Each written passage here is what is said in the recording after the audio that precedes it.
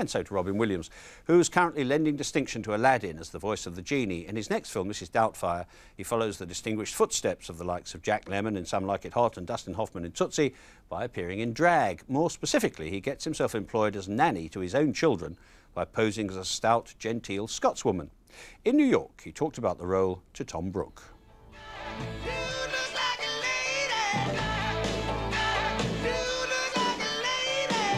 It is a performance that has spellbound much of the American movie-going public. Robin Williams portraying the 62-year-old Mrs Doubtfire. Underneath the Mrs Doubtfire disguise is a character called Daniel Hillard, a man who, as a result of divorce proceedings, has lost visitation rights to his children. By masquerading as a British nanny, he manages to fool his estranged wife, played by Sally Field, so he can get to spend time with his children. All right, everyone, it's time to expand your minds. It's homework time, okay? Yeah, but after Dick Van Dyke. No. Now. No. We always watch Dick Van Dyke. Really? Well, not anymore.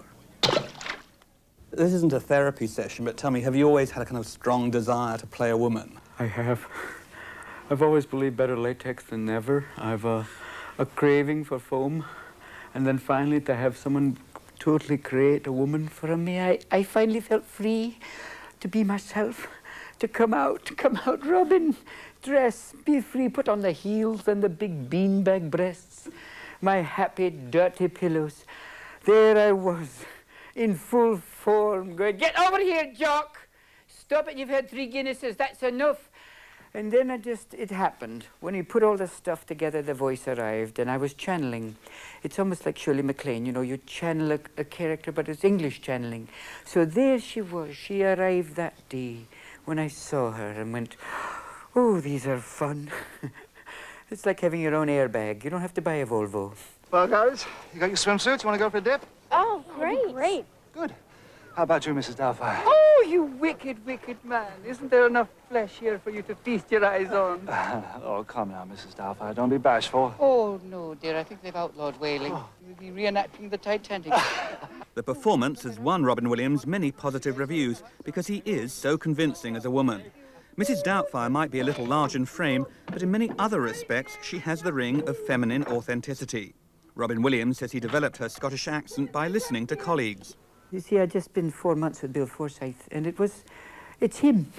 And he'll call me up and go, you prick. What have you done, you bastard? But it basically came to me after being with him for so long, you know, Bill's accent's like that. He's from Glasgow. And it's that soft, it's a little bit of Glaswegian, and there was a costume designer, Merritt, and she has such a beautiful voice.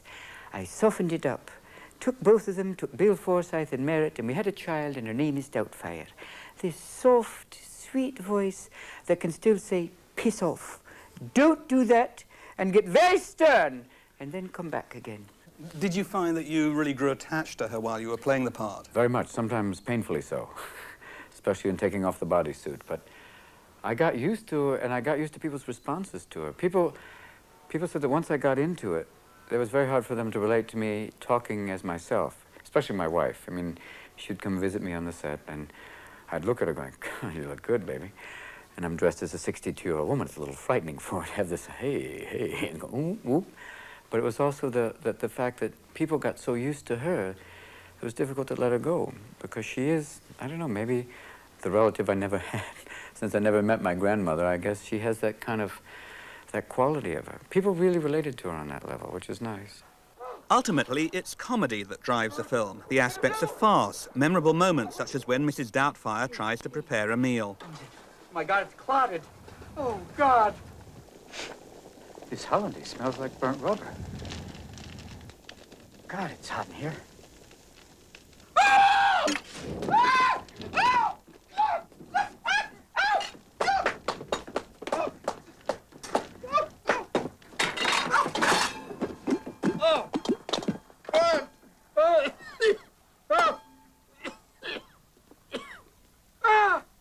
Look at this. My first day as a woman, I'm getting hot flashes. Did you feel that you got some kind of real insight into what it is like being a woman? Only vaguely, in the sense of, you know, if you think makeup, that sense of having to make yourself over and, oh, Mexican meal. That sense of self-imposed bondage of, you know, heels, and I had to wear orthopedic socks, this things that, because it was just to constrain and, you know, give that look, and the outfit, and it was all the restraints that women have to put themselves through to look good, or to, you know, just to look. That I got a kind of understanding for. Plus I got to wander off sometimes dressed as her, I'd wander away, wander into the crowd, and sometimes wander into stores and see how people respond to her. I wandered into one of those sex shops in North Beach in San Francisco and went, "Oh, my dear, look at some of these devices." And the guy was looking at me like, "Lady, can I, That one, the one with the two heads, why? Why do they need two heads on there? And these attachments, is that a fist? What does that do? Oh, wow, that's frightening." and just to see this guy like, "Is this for you?" "Oh, no, don't wrap it, I'll eat it here." You know, it's like one of these strange, you got to be someone totally different and wander around and see how people respond to a 62-year-old woman. It's a weird thing. Some people are it's a thing about America, too, which is kind of specific. Some people are always, "Can I help you, ma'am? Can I help you?" And other people are like, it's kind of lonely in that way. There's a bit of that in the movie where it's like, you know, she has a kind of a lonely side, which is the kind of bittersweet side of her. Why didn't you want the film to have a typically happy Hollywood ending? Because that's not typically realistic in the world. 99 times, if people divorce, they don't remarry. It's almost like therapeutically what they would try. It's the worst fantasy sometimes of a child of saying, "You and Mommy are getting back together, right?" No. And once they know that, and it's painful, then they'll adapt, and they learn, they have a way of adapting to it and working with it, but as long as you don't perpetuate the fantasy, and we believe that we perpetuate a fantasy that's unreal.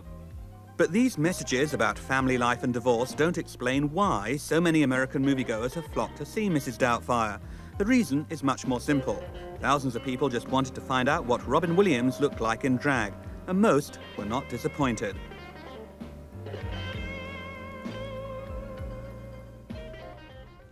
Mrs Doubtfire opens at the end of January.